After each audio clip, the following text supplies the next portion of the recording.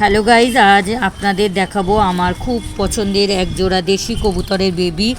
নর কবুতরটি সাদা কালোর মধ্যে এবং মাদি কবুতরটি পুরোই সাদা। এখন নতুন ডিম নিয়ে বসে আছে। এর আগে যে প্রথম ডিমটা দিয়েছিল তারই এক জোড়া বেবি হয়েছে, খুবই কিউট এবং খুবই সুন্দর কালার কম্বিনেশন। সেটা আপনাদের দেখাচ্ছি, দেখুন। আমি এটাই বলতে চাচ্ছি আপনাদের কাছে যে একটা কবুতরের থেকে অন্য কবুতরও হতে পারে, মানে এক কালার এবং একই, মানে পুরো সেম টু সেম অনেক সময় হয় না, সেটা একটু আলাদা হয়।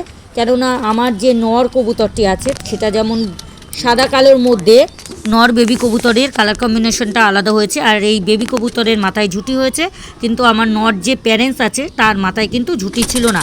এবং যে আমার যে প্যারেন্টস হলো মেয়ে কবুতরটা, অর্থাৎ মাদি কবুতর, তার মাথায় ঝুঁটি আছে, কিন্তু এই বেবি মানে মেয়ে বেবিটার ক্ষেত্রে কিন্তু মাথায় ঝুঁটি আসেনি।